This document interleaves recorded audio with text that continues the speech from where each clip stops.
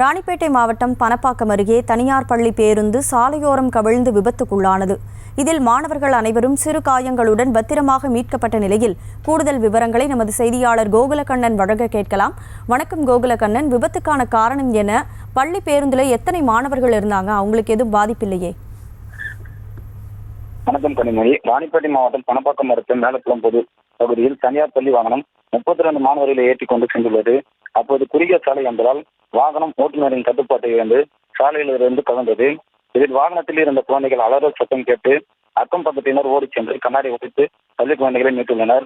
நெற்றியில் காயமடைந்த ஒரு குழந்தை மற்றும் ஓட்டுநரை ஆம்புலன்ஸின் மூலம் பாலாஜி அரசு மருத்துவமனைக்கு அனுப்பி வைத்துள்ளனர். நல்வாய்ப்பாக சிறிய காயங்களுடன் குழந்தைகள் உயிர்த்தெழுந்துள்ளனர்.